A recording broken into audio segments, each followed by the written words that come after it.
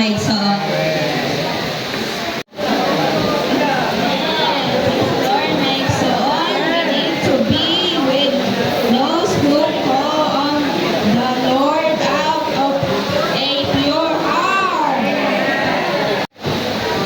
And 2 Timothy 2:22 says, but flee youthfulness and pursue righteousness, faith, love, and peace with those who call on the Lord out of a pure heart. So, ipakita na tayo ng ison nga, as young as we are, we need companions din ng ison.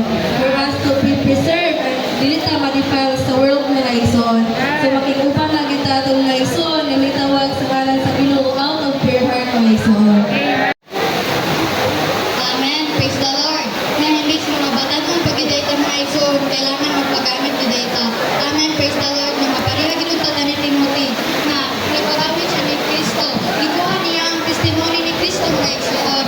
Amen. Na dira sa pagbasa sa Biblia, o pag-ampo nato, o pag-gaw nato sa pulong ni Kristo, makuha giday nato si Kristo mga igsoon. We can be preserved. We can have Christ mga igsoon. Amen.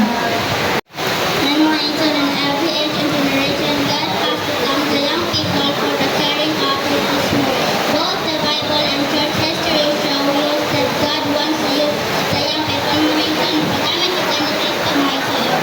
Amen. Praise the Lord. Let in the mind of such a situation of run. He was visited many us.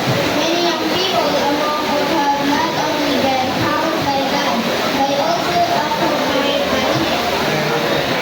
Diretso na sa pag-design ng ito because we have 3 minutes and then only 1 minute ahead.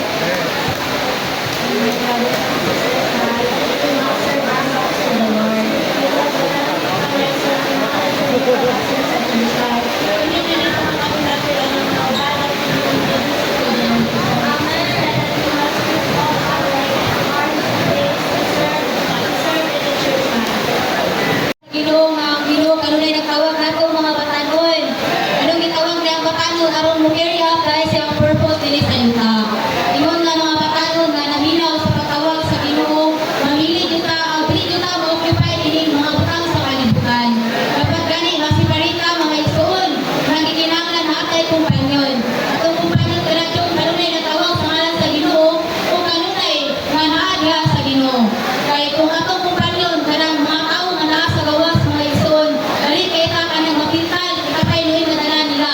Una nga ingon nga mga magtuo nga naa diha sa iglesia, maingon ta nga ikumpanyon ta sama po nato mga magtuo. Kada nga maluya ta nay mulasig nato mga igsoon. Morning purpose ganong makikumpanyon ta og mga magtuo. It's a need for us to have a companion there mga igsoon. In order for us to be youthful us. Well, I just want to share my testimony or experience also. During my senior high school, I have friends, but they are not spiritual companions. But in my college life, now I have spiritual companions. But before having them, I pray to the Lord because that to sa mga mga igsoon, kanang himo kang living testimony. Then, after natutunan ko, I always remember ako sa Ginoo ni Brad Evening na dili pwede ka mag-iusara. Mangita jud ka ni igsoon, magpauban mo sa eskwelahan. Then, alas always remind me ng igsoon. Then, kada time na nagpaitulan ko dito sa mga eskwelahan, nagping ko baka wala kay companion. Nabumiting ko nga, Lord, dali na jud kay ko malipay, di ko lang may kauban. And I pray to the Lord, Lord, tagay ko companion. Naguna pa'y kauban din sa eskwelahan. Nagkabalog jud ko nga, dali na ko maluya, dali na ko ma-define Ginoo. And then the Lord really works my son. Ang Ginoo, He is faithful to my son. Nalagaan ko niya og mahaba companion.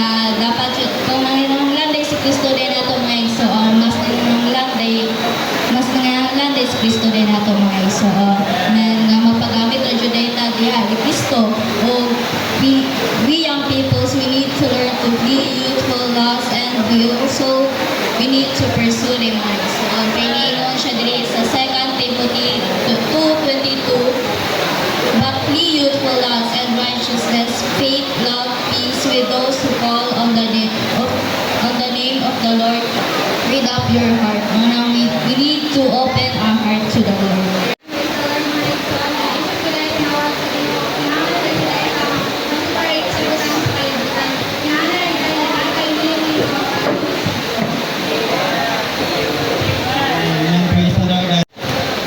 Amen. Praise the Lord that many young people among us have not only been taught by God but also occupied by Him.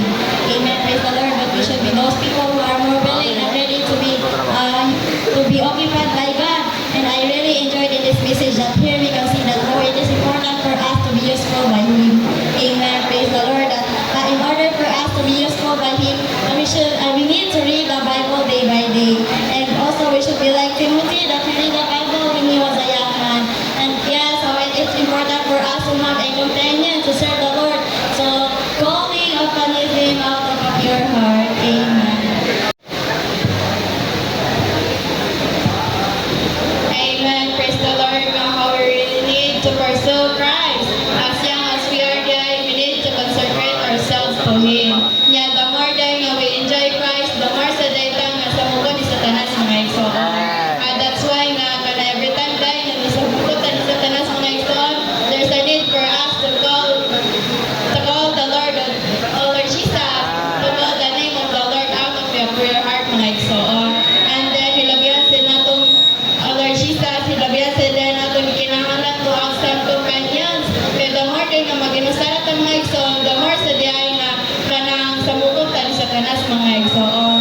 Manang may we learn to blend with one another with another things mga igsoon. Amen. Salamat sa Ginoo nga nata sa Kristohanon kinabuhi karon. We young people know that we have a purpose. Amen. Now we also encourage to have a companion who call upon the name of the Lord out of a pure heart. And praise the Lord that we are reminded that as a young people we should be youthful last and pursue Christ mga igsoon. And in the book of 2 Timothy, we encourage to study mga igsoon that we should be those who call on the Lord, right? We should be with those who call on the Lord out of a pure heart mga igsoon. And makita na ito parang mga igsoon ka, ang atong panahon karon,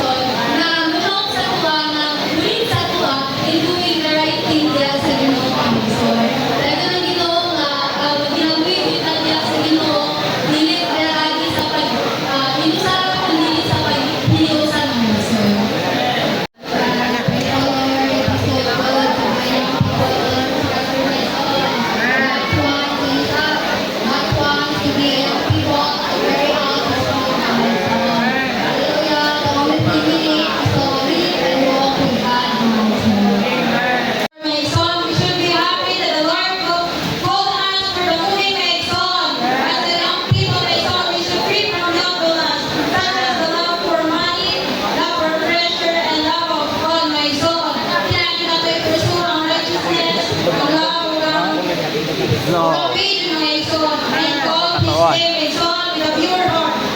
And praise the Lord mga igsoon na nailan nyo magpagamit yun ng Kristo para isip kita ang mga katalag ng mga Kristohanon. So we need to turn away from our sin and run to our Christ and walk with companions who help us grow. Amen. Amen. Praise the Lord, brothers and sisters.